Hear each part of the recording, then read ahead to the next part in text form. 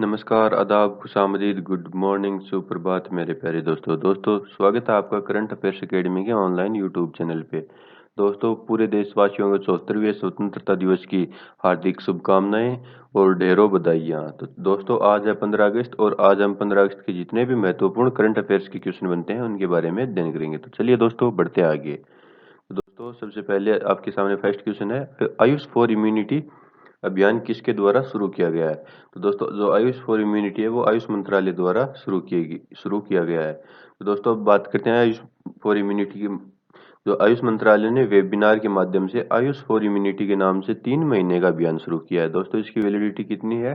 3 महीने तक। इस वेबिनार में 50,000 से अधिक लोगों ने भाग लिया। इस वेबिनार का उद्देश्य लोगों की जो प्रतिरक्षा है वो बढ़ाने, बीमारियों को रोकने के लिए विभिन्न आयुष आधारित समाधानों की ताकतों के बारे में मूल्यवान जानकारी से परिचित कराना था। यानी जो लोगों की रोग प्रतिरोधक क्षमता बढ़ाना, बीमारियों के बारे में अवगत कराना, इस प्रकार का इसका उद्देश्य था। तो दोस्तों, आयुष मंत्री कौन है? श्रीपद यसो नाइक। तो चलिए दोस्तों, बढ़ते हैं नेक्स्ट क्वेश्चन की ओर। दोस्तों, स्वतंत्रता दिवस 2020 के अवसर पर कितने पुलिसकर्मियों को पदक से सम्मानित किया गया है? दोस्तों, 926। तो दोस्तों, बात करते हैं और इसकी डीपली।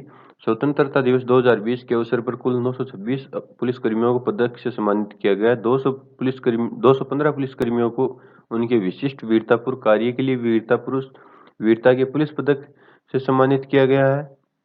जबकि विशिष्ट सेवा के लिए राष्ट्रपति पुलिस पदक से 80 पुलिसकर्मियों को और सराहनीय सेवा के लिए 631 पुलिसकर्मियों को पुलिस पदक से सम्मानित किया गया है। तो चलिए दोस्तों, बढ़ते हैं नेक्स्ट क्वेश्चन की ओर। तो दोस्तों, ये रहा next question, fit India freedom run का शुभारंभ किसके द्वारा किया गया है? दोस्तों, किरेन रिजिजू जी द्वारा। किरेन रिजिजू जी द्वारा है फिट इंडिया फ्रीडम रन का शुभारंभ किया गया है। तो दोस्तों, अब देखते हैं फिट इंडिया फ्रीडम रन क्या है।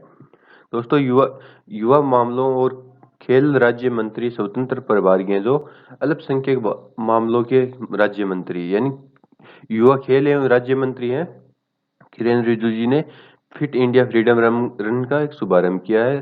भारतीय रेलवे 15 अगस्त से 2 अक्टूबर 2020 तक चलने वाले फिट इंडिया फ्रीडम रन के कार्यान्वयन में पूरा सहयोग करेगा। एंड दोस्तों, ये जो फिट इंडिया फ्रीडम रन है, ये एक प्रकार की जो इसमें लोगों को बताया गया है या इसमें लोगों को हिस्सा लेना है, ये एक प्रकार की दौड़ है जिसमें सभी लोग हिस्सा लेंगे। तो चलिए दोस्तों, बढ़ते हैं नेक्स्ट क्वेश्चन की ओर। तो दोस्तों, ये रहा नेक्स्ट क्वेश्चन, भारतीय रेल की दूसरी किसान सेवा स्पेशल ट्रेन का परिचालन कहां से कहां तक किया गया है? एंड दोस्तों, जो पहली भारतीय किसान रेल सेवा थी, जो किसान स्पेशल ट्रेन थी, उसने अभी दूसरी ट्रेन स्टार्ट की है। तो कहां से कहां तक स्टार्ट किया दोस्तों? बरौनी से टाटानगर तक। कहां से कहां तक दोस्तों? बरौनी से टाटानगर तक। तो दोस्तों, अब देखते हैं इसके बारे में क्या है। दोस्तों, बरौनी कहाँ पड़ता है? बिहार में। और टाटानगर कहाँ है दोस्तों? झारखंड में, यानी बिहार से झारखंड तक। तो चलिए दोस्तों, भारतीय रेल किसानों के व्यवसाय को बढ़ाने की दिशा में महत्वपूर्ण भूमिका निभा रहा है। इस कड़ी में दिनांक 13/8/2020 को भारतीय रेल की दूसरी किसान स्पेशल ट्रेन का परिचालन पूर्व मध्य रेल के बरौनी से टाटानगर के बीच प्रारंभ किया गया।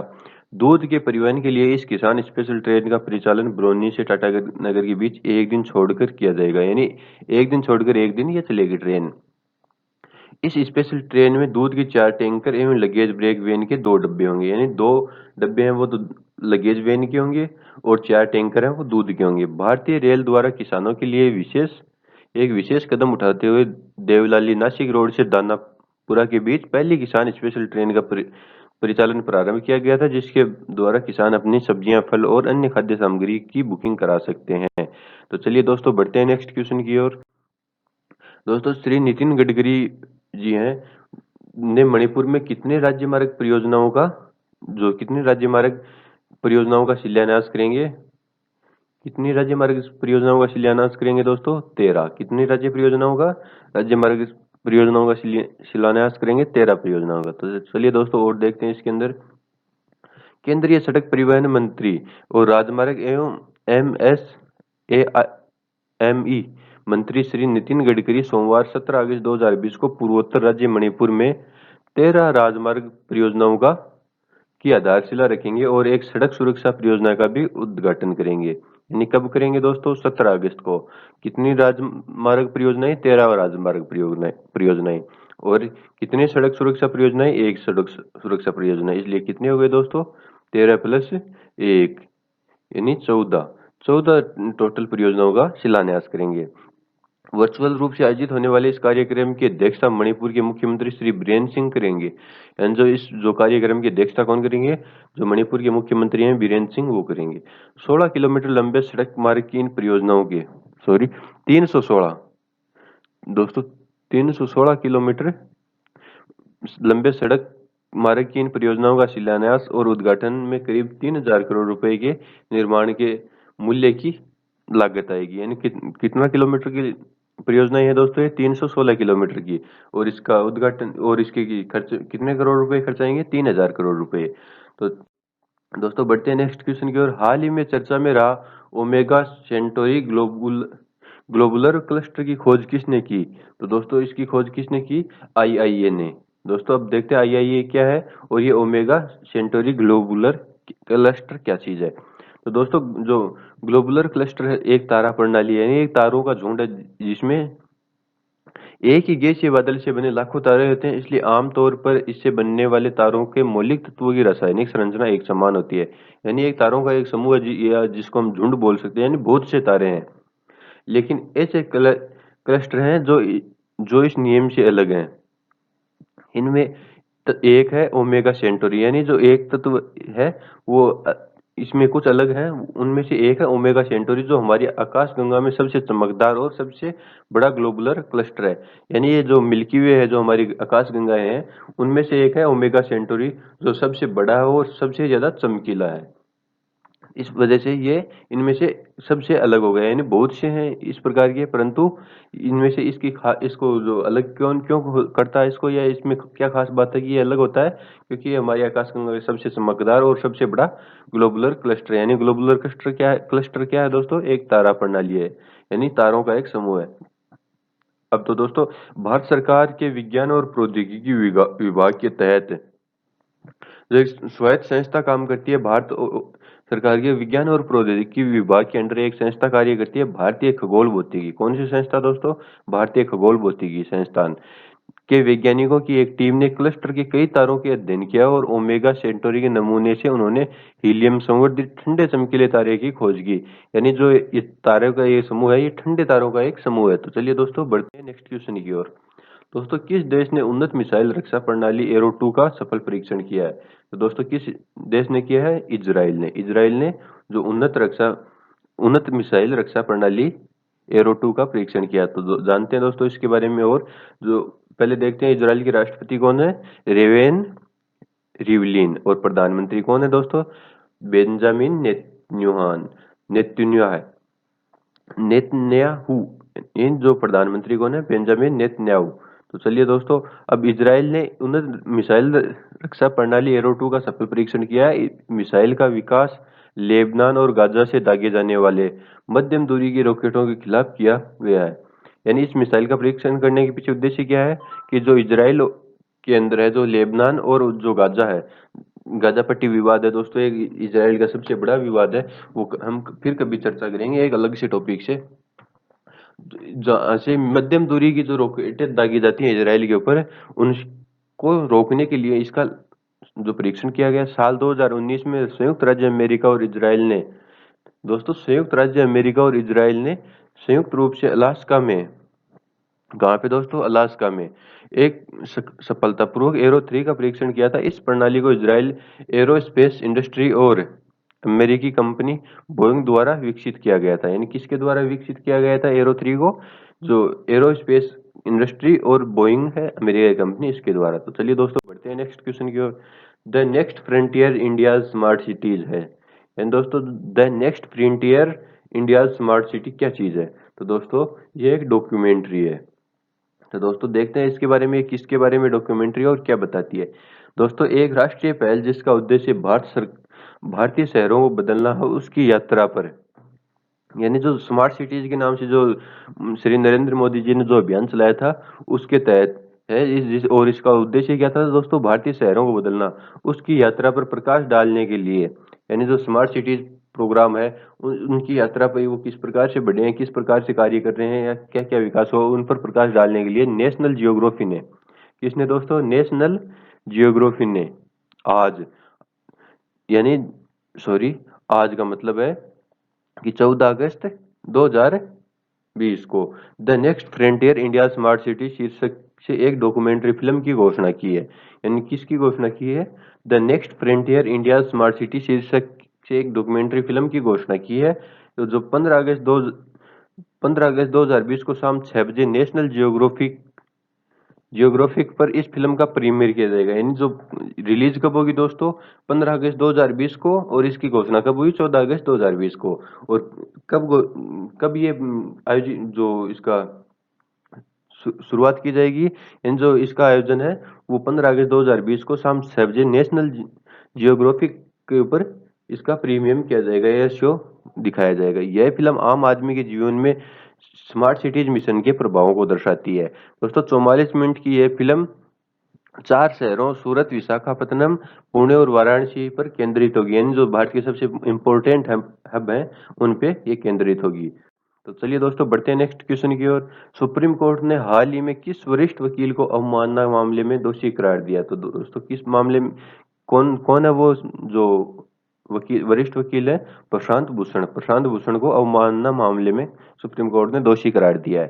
तो दोस्तों सुप्रीम कोर्ट ने वरिष्ठ वकील प्रशांत भूषण को अवमानना मामले में दोषी करार दिया है। उनकी सजा पर 20 अगस्त को बहस होगी। कोर्ट ने इस मामले में प्रशांत भूषण को 22 जुलाई को कारण बताओ नोटिस जारी किया था। 5 अगस्त को मामले की सुनवाई पूरी हो गई थी। न्यायमूर्ति अरुण मिश्रा, न्यायमूर्ति BR गवई और न्यायमूर्ति कृष्ण मुरारी की पीठ ने इस मामले में भूषण को दोषी माना है। दोस्तों जो चीफ जस्टिस ऑफ इंडिया कौन है, या सुप्रीम कोर्ट के जो मुख्य न्यायाधीश कौन है? शरद अरविंद बोबड़े। और उन्होंने कार्यभार कब ग्रहण किया था? 18 नवंबर 2019 से। तो चलिए दोस्तों बढ़ते हैं नेक्स्ट क्वेश्चन की ओर। हाल ही में किस देश ने कोविड-19 के प्रकोप का मुकाबला करने के लिए एंटीगुआ और बारबुडा को $1 मिलियन राशि देने की घोषणा की है? तो दोस्तों कौन सा देश है जिसने इतने दानवीर का कार्य किया है? इतना बड़ा दानवीर कौन सा देश है? वो हम ही है। कौन है दोस्तों? हम ही है। यानी इंडिया ने ही $1 मिलियन राशि देने की घोषणा की है, जिसका प्रयोग कोविड-19 के प्रकोप से मुकाबला करने के लिए किया जाएगा। और कौन कौन से देश करेंगे दोस्तों? एंटीगुआ और बारबुडा। तो चलिए दोस्तों और इसके अंदर देखते हैं। भारत ने कोविड-19 के प्रकोप का मुकाबला करने के लिए एंटीगुआ और बारबुडा को $1 मिलियन की राशि दी है, जिसका उद्देश्य देश में स्वास्थ्य के बुनियादी ढांचों में सुधार करना है। भारत ने केरिकॉम के तहत कैरिबियाई समूह को इस सहायता राशि की पेश किया है। दोस्तों केरिकॉम मतलब ये एक समूह, जो कैरिबियाई देशों का समूह है। कैरिबियन क्षेत्र में 20 विकासशील देशों का एक समूह है। केरिकॉम का गठन 1973 में किया गया था। केरिकॉम क्या है दोस्तों? ये कैरेबियाई जो देश हैं उनका एक समूह है। और इसका गठन कब किया गया था 1973 में। इसके 15 सदस्य हैं। कैरिकॉम सिंगल मार्केट का उद्देश्य अधिक से अधिक और बेहतर अवसर प्रदान करके क्षेत्र के लोगों को लाभान्वित करना है। दोस्तों इस प्रकार से जो आज की हमारी जो सीरीज थी करंट अफेयर्स की, वो यहीं पे समाप्त होती है। अब जो हमने एक नई कड़ी स्टार्ट की थी करंट फायर के नाम से, चलिए उसकी ओर बढ़ते हैं। चलिए दोस्तों करंट फायर में आपका स्वागत है। दोस्तों सबसे पहले देखते हैं, इस्पात मंत्रालय भारतीय उद्योग परिसंघ के सहयोग से 18 अगस्त 2020 को आवास एवं शहरी कार्य और नागरिक उड्डयन मंत्रालय के साथ आत्मनिर्भर भारत आवास एवं भवन निर्माण और विमानन के क्षेत्रों में इस्पात के उपयोग को प्रोत्साहन विषय पर एक डिजिटल संगोष्ठी का आयोजन करने जा रहा है। यानी जो एक डिजिटल जो है वो संगोष्ठी आयोजित होगी। संगोष्ठी का मतलब दोस्तों कार्यक्रम आयोजित होगा। और कौन कौन करेगा दोस्तों?